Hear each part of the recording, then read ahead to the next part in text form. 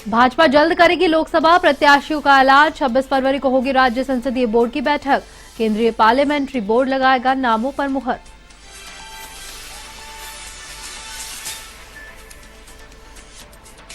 देहरादून में मौसमी बीमारियों का बड़ा प्रकोप। सांस की बीमारी से ग्रसित बच्चों की संख्या बढ़ी। निमोनिया, अस्थमा और स्वाइन फ्लू के मिल रहे केस।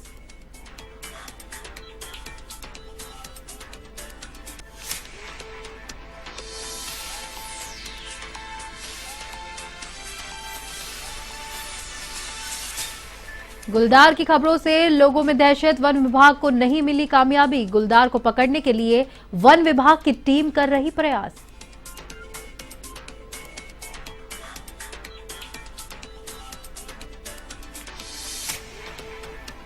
तो हरिद्वार में उमड़ा आस्था का सैलाब। श्रद्धालु हर की पौड़ी में गंगा में लगा रहे डुबकी। गंगा स्नान के बाद किया जप, हवन और दान।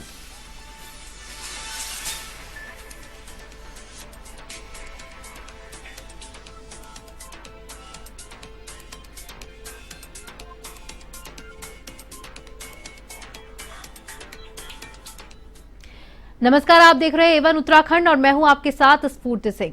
खबर विस्तार से। बजट सत्र को लेकर तैयारियों को अंतिम रूप दिया जा रहा है। विधानसभा का बजट सत्र 26 फरवरी से शुरू होगा। विधानसभा अध्यक्ष ऋतु खंडूरी की अध्यक्षता में बजट सत्र की सुरक्षा को लेकर विधानसभा में बैठक हुई। बैठक में मुख्य सचिव राधा रितोड़ी समेत सभी विभागों के अधिकारी भी मौजूद रहे। अध्यक्ष ने बताया कि सत्र के सुचारू रूप से चलाए जाने को लेकर अधिकारियों के साथ व्यवस्थाओं को लेकर बैठक की गई। सत्र में अभी तक विधायकों के 300 सवाल आ चुके हैं। आपको बता दें कि सरकार 90,000 करोड़ रुपए का बजट पेश कर सकती है।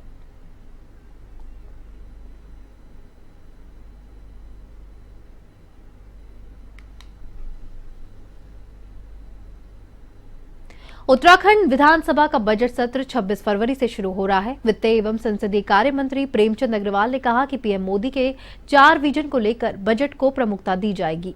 इसमें महिलाओं, युवाओं, गरीबों और अन्नदाताओं का फोकस रहेगा। हम सब साथ, सबका विकास, सबका विश्वास, सबका प्रयास के तहत जो भी अच्छे प्रावधान होंगे उन्हें करेंगे। अग्रवाल ने विपक्ष पर हमला बोलते हुए कहा कि कांग्रेस का स्वभाव भ्रामक प्रचार करना है। उनके पास कोई मुद्दा नहीं है और न ही वह जनता का कोई मुद्दा उठाने की स्थिति में है।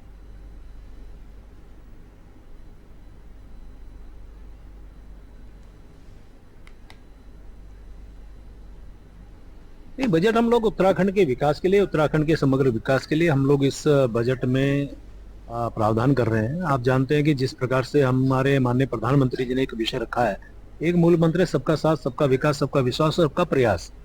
और उसके बाद उन्होंने जिस प्रकार से आज जातिवादी राजनीति के जो हमारे विरोधाएं हैं, जो विपक्ष के लोग हैं, वो जातिवादी राजनीति करके आज जनता को भ्रमित करने का काम कर रहे हैं। लेकिन माननीय प्रधानमंत्री ने जिस प्रकार से कहा कि हम 4 लोगों को अपनी जाति मानते हैं, यानी कि उन्होंने ज्ञान एक शब्द दिया है जिसको हम लोग परिभाषित करें तो जी फॉर गरीब, वाई फॉर युवा, ए फॉर अन्नदाता और एन फॉर नारी। इन 4 जातियों को यदि हम उत्थान कर लेंगे तो हम अपने प्रदेश और देश का विकास कर सकेंगे। तो वो भावना भी हमारे इस बजट में कहीं। विपक्ष विधानसभा के बजट सत्र के दौरान सरकार पर जमकर हमलावर रहेगा, जहां पे पूर्व नेता प्रतिपक्ष प्रीतम सिंह ने जनता से जुड़े कई ज्वलंत मुद्दों पर विधानसभा में उठाने की बात कही है। उन्होंने कहा है कि सदन में जनहित के मुद्दे उठाए जाएंगे।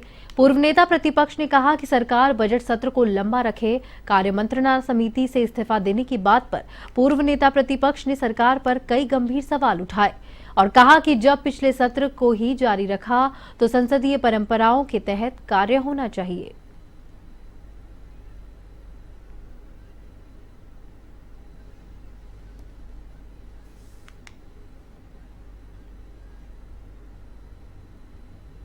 छब्बीस फरवरी से बजट का सत्र प्रारंभ होने जा रहा है। कांग्रेस प्रदेश के जो जनहित के मुद्दे हैं उसको सदन के अंदर प्राथमिकता के आधार पर उठाने का काम करेगी। बजट सत्र है, हम सरकार से अपेक्षा करते हैं कि सरकार बजट सत्र को लंबा रखने का काम करेगी ताकि राज्यपाल के अभिभाषण पर चर्चा हो सके, राज्यपाल के अभिभाषण के साथ साथ जो है बजट पर चर्चा हो सके, फिर विभागीय बजट पर चर्चा हो सके और प्रश्नकाल और कार्य स्थगन भी हो सके। और हम प्रश्नकाल में भी और कार्य स्थगन के माध्यम से सरकार को सदन के अंदर घेरेंगे। भाजपा लोकसभा चुनाव के लिए जल्द ही अपने प्रत्याशियों का ऐलान करेगी। प्रत्याशी चयन के लिए पार्टी ने 26 फरवरी को राज्य संसदीय बोर्ड की बैठक बुलाई है। पार्टी के प्रदेश अध्यक्ष महेंद्र भट्ट ने बताया है कि स्टेट पार्लियामेंट बोर्ड की बैठक में उत्तराखंड की 5 लोकसभा सीटों पर प्रत्याशियों के नामों पर विचार के बाद पैनल तैयार किया जाएगा। उन्होंने कहा कि प्रत्याशियों के नाम पर अंतिम मुहर केंद्रीय पार्लियामेंट्री बोर्ड लगाएगा।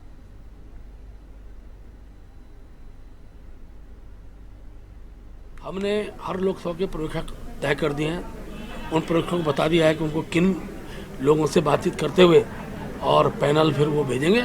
और 26 तारीख विधिवत घोषणा कर रहा हूँ, 26 तारीख को स्टेट पार्लियामेंट्री बोर्ड अपनी बैठक करेगा, जिसमें हमारे प्रभारी दुष्यंत गौतम जी रहेंगे और हम सेंट्रल पार्लियामेंट्री बोर्ड को नाम भेज देंगे। पुलिस ने रायपुर क्षेत्र के राजाराम विहार में 1 दर्जन से ज्यादा लोगों को जुआ खेलते हुए पकड़ा। पुलिस को यह एक फ्लैट में कई लोगों के जुआ खेलने की सूचना मिली, जिसके बाद पुलिस ने मौके पर दबिश देकर दर्जन से ज्यादा लोगों को जुआ खेलते हुए पकड़ा। रायपुर के सीईओ अभिनय चौधरी ने बताया कि 13 जुआरियों को गिरफ्तार किया गया, जिसके बाद उनमें 11 देहरादून के और 2 हरिद्वार जिले के निवासी थे। उनके पास से 2,45,000 रुपए की नकदी भी पुलिस ने बरामद की है।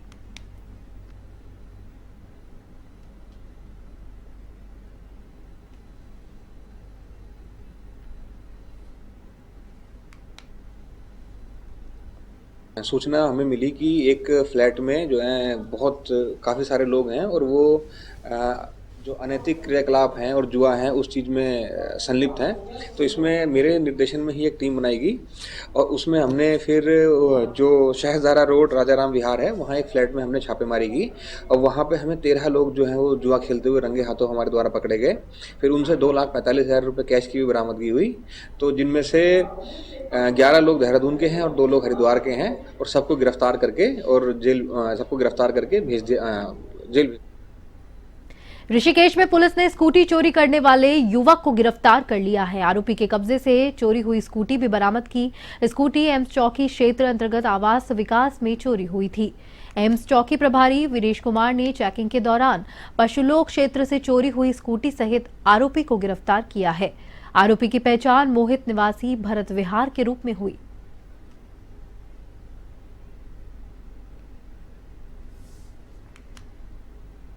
राजधानी देहरादून के दून मेडिकल कॉलेज में अब मेडिकल के छात्र छात्राएं वर्चुअल रियलिटी के माध्यम से पढ़ाई और शरीर का शोध कर सकेंगे।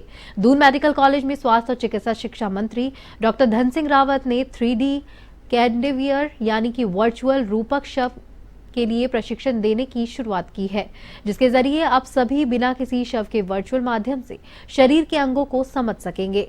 इस बात को लेकर दून मेडिकल कॉलेज के प्राचार्य डॉक्टर आशुतोष सयाना ने कहा है कि 3D कैडवियर के जरिए मेडिकल के छात्रों को मानव शरीर की संरचना के बारे में सिखाया जाता है।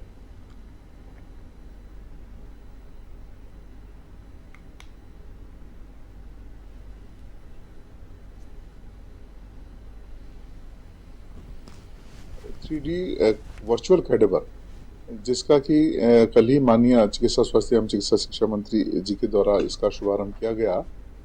ये एक मशीन होती है और इसके द्वारा हमारे जो मेडिकल स्टूडेंट्स होते हैं, एमबीबीएस के स्टूडेंट्स होते हैं, पैरामेडिकल के स्टूडेंट्स होते हैं, उनको बॉडी जो कि ह्यूमन बॉडी है उसमें उसकी संरचना जो एनाटॉमी, जैसे कि स्किन है, जो टिश्यूज हैं, मसल्स हैं, बोन हैं, नसें हैं, आर्टरीज हैं, तो ये समस्त संरचना के बारे में जो सिखाया जाता है। मुख्यमंत्री पुष्कर सिंह धामी की विधानसभा क्षेत्र टनकपुर में नगर पालिका प्रशासन की ओर से नगर के विभिन्न क्षेत्रों में हाइलोजन लाइट लगाने के लिए कार्य तेजी से किया जा रहा है, जहां पर इस कार्यक्रम में मंगलवार को रात्रि को नगर पालिका परिषद टनकपुर में अधिशासी अधिकारी भूपेंद्र प्रकाश जोशी की मौजूदगी में उत्तराखंड परिवहन निगम की सिटी बस स्टैंड में जगह जगह चिन्हित कर हाइलोजन लाइट लगाई गई, जहां पर इसका कार्य प्रारंभ कर दिया गया।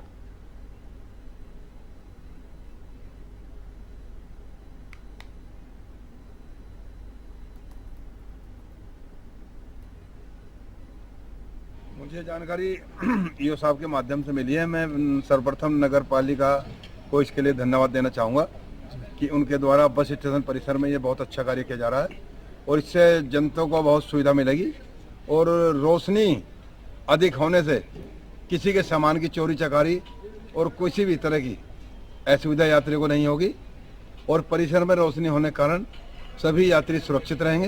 अराजक तत्व जो है अंधेरे का फायदा उठाकर किसी न किसी यात्री के साथ धोखेबाजी कर जाते हैं, उसमें बहुत सुविधा मिलेगी यात्री को।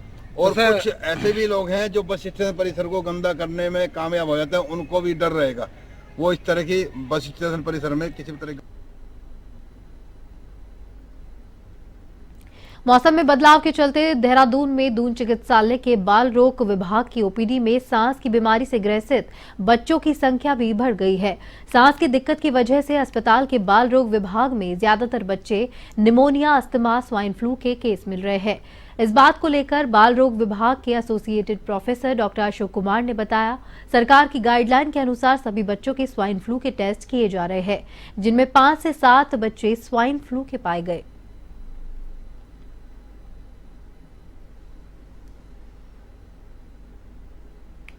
ठंड के मौसम में सबसे ज़्यादा बच्चों में जिस दिक्कत जो आती है, सबसे ज़्यादा सांस की दिक्कत आती है। सांस वाली बीमारियां सबसे ज़्यादा होती है। उसमें छोटे बच्चों में जैसे आपका निमोनिया बहुत ज़्यादा है, सांस वाले अस्थमा वाले बच्चे बहुत ज़्यादा हैं, कुछ फ्लू वाले भी आए हैं। फ्लू वायरल जो हमारे बहुत H1N1 जो था, 2-3 बच्चे हमारे पास पॉजिटिव अभी हैं और एक बच्चा तो अभी पॉजिटिव भी है, इससे पहले भी थे। तो ज़्यादातर बच्चे हमारे जो अभी आ रहे हैं वो सांस की दिक्कत लेके ही आ रहे हैं।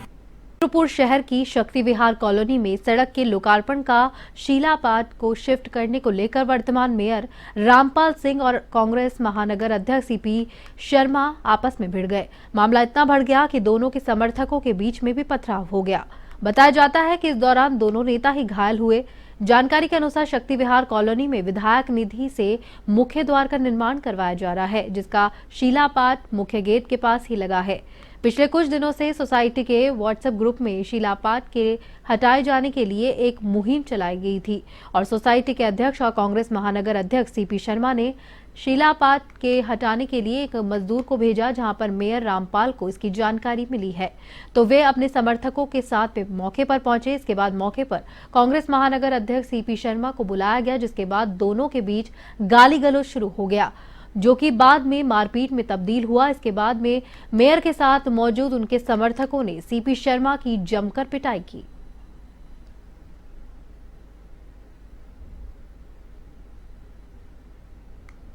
मुझे नहीं पता था कि ये लोग पूरी प्लानिंग से बैठे। मैंने शक्ति विहार सोसाइटी के ग्रुप में भी उसका मैसेज डाल दिया कि ये गेट पर जो शिलापट लगा हुआ है उसको मैं सम्मान पूर्वक शिफ्ट कर रहा हूँ। लेकिन जैसे ही उस आदमी वो काम करना शुरू किया, मैं कहीं बाहर एक मीटिंग में बैठा हुआ था, तब मुझे पता लगा कि मेयर रामपाल जो है वहाँ पे आकर हुड़दंग मचा रहे हैं और गाली गलौज और माँ बहन की बुरी बुरी गालियाँ मेरे को बक रहे हैं। देखो, पत्थर के लेके कोई मामला था, पत्थर कोई शिलान्यास का था, उसको शिफ्ट करना था। मेयर साहब भी उसी कॉलोनी में रहते हैं, सीपी शर्मा जी भी उसी कॉलोनी में रहते हैं, तो जो भी मामला था ये बैठ के बातचीत होनी चाहिए थी। इनके ग्रुप में इनका कहना ये है कि हमने डाल दिया था कि भाई हम यहाँ से पत्थर शिफ्ट करेंगे। मेयर साहब प्लानिंग करके 10-12 लोगों को वहाँ ले जाके पत्थरबाजी करके इनको जान से मारने का इनका प्रयास किया। यहाँ तक कि मेयर साहब के गनर ने भी ये बात कही कि ये लोग मेरी नौकरी खा जाएंगे। उनके गनर ने इनको बचाया। ऋषिकेश के गुमानीवाला स्थित राजश्री चिल्ड्रंस अकेडमी का वार्षिक उत्सव धूमधाम से मनाया गया। कार्यक्रम का शुभारंभ महिला आयोग की अध्यक्ष कुसुम कंडवाल, ब्लॉक प्रमुख भगवान सिंह पोखरियाल, मधुबन आश्रम के महंत स्वामी परमानंद दास, जिला पंचायत सदस्य संजीव चौहान और स्कूल के निदेशक राजेंद्र प्रसाद पांडे ने किया। इस मौके पर छोटे छोटे बच्चों ने सांस्कृतिक कार्यक्रमों की प्रस्तुतियां दी। सांस्कृतिक कार्यक्रमों को देखने के लिए अतिथियों ने बच्चों की प्रशंसा की और स्कूल के निदेशक राजेंद्र प्रसाद पांडे ने बताया कि शिक्षा के साथ बच्चों के अंदर छिपी प्रतिभा को सबके सामने लाने के लिए कार्यक्रम का आयोजन हुआ है।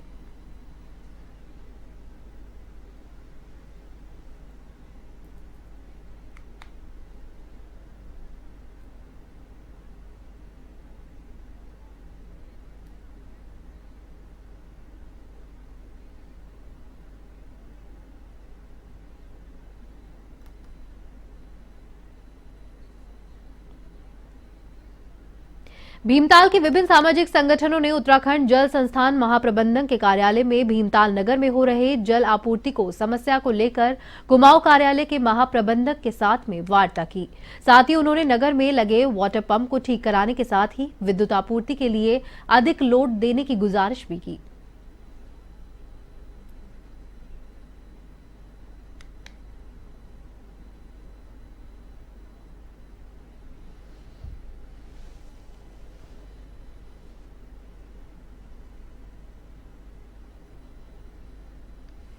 आर्ट हाउस में जो है ये विद्युत का कोई लोड बढ़ना था, उसका एस्टीमेट आया था। अभी मेरी जानकारी में नहीं था, अभी मेरी जानकारी में आया, मैंने निपटा के उसको सैंक्शन भी कर दिया। जैसे जैसे समस्या आएगी उस पर निराकरण करेंगे, तो मैं भी निरीक्षण करूँगा।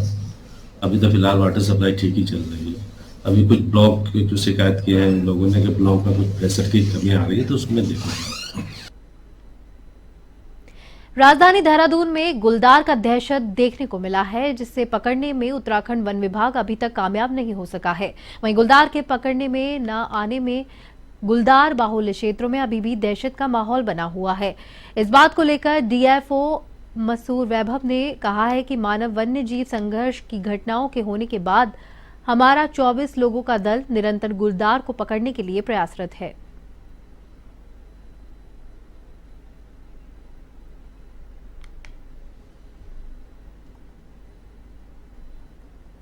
देखिए, जो विगत माह जो घटनाएं हुई थी मानव वन्यजीव संघर्ष की, उसके बाद से ही जो हमारी टीम है 24 लोगों का दल, वो निरंतर इस चीज़ में प्रयासरत है। पूरे क्षेत्र में कैमरे लगाए गए, पिंजरे लगाए गए, परंतु ये देखा जा रहा है कि गुलदार का मूवमेंट किसी भी कैमरे और किसी भी स्थान पे नहीं देखा गया।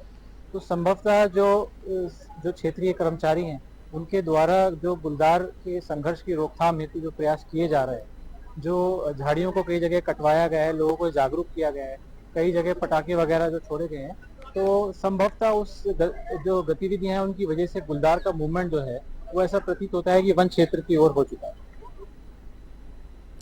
विश्व प्रसिद्ध हरिद्वार की हर की पौड़ी पर सुबह से ही श्रद्धालु की भारी भीड़ देखने को मिल रही है। श्रद्धालु मां गंगा में आस्था की डुबकी लगाने के साथ ही दान जप हवन कर रहे हैं। देश के कोने कोने से श्रद्धालु हरिद्वार की हर की पौड़ी पर गंगा स्नान कर अपने आप को बड़ा ही सौभाग्यशाली मान रहे हैं।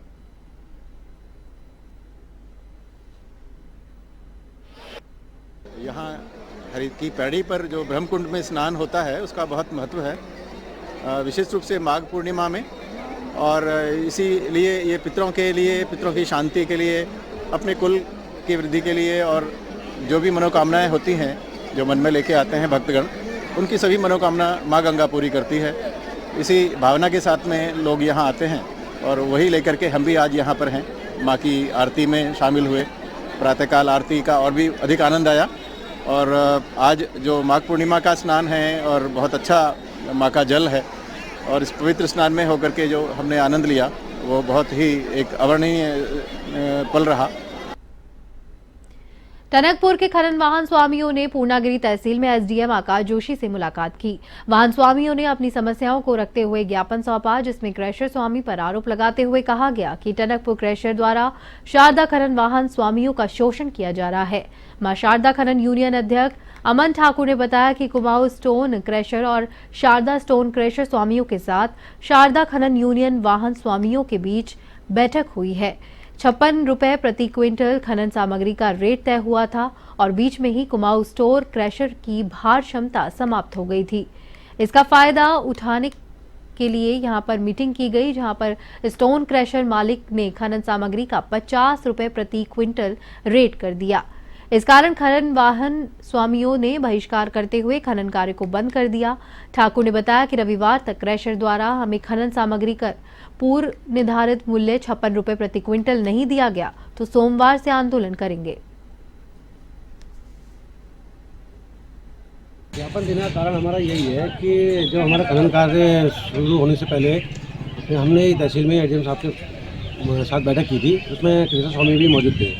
उस बैठक में यही है कि बीच का जो निष्कर्ष निकला था वो 56 रुपये प्रति कुंटल का था कि गाड़ी वालों की मजबूरी है कि ये लोग खड़े हो जाएंगे कहाँ, क्योंकि रोज का गाड़ी वालों का कम से कम 1100 से 1200 रुपये खर्चा लगातार आता है गाड़ी खड़ी होने पर। और उसको पूरी अच्छे से पता है कि गाड़ी वाले मजबूर होकर 50 में गिरा देंगे, लेकिन हम इतने मजबूर नहीं हैं। हम कृष्ण स्वामी को भी बताना चाहते हैं, इतने मजबूर नहीं है। हम अपने वाहन खड़े होने खड़े कर भी सकते हैं और उनको रुद्रपुर ट्रांजिट कैंप क्षेत्र में फुटवेयर की दुकान में शॉर्ट सर्किट से भीषण आग लग गई। अति व्यस्त क्षेत्र में आग से पूरे इलाके में हड़कंप मच गया। 3 दमकल वाहनों ने करीब 2 घंटे की कड़ी मशक्कत के बाद आग पर काबू पाया। अग्निकांड में 10 से 12 लाख की क्षति का नुकसान हुआ है, जहां पर दुकान में रिटेल के साथ होलसेल का भी काम किया जाता था। अग्निकांड की सूचना पर समाज सेवी संजय ठुकराल, भाजपा नेता धीरेन्द्र गुप्ता समेत तमाम लोगों ने मौके पर पहुंचकर घटना की जानकारी ली और पीड़ितों को ढांढस बंधाया।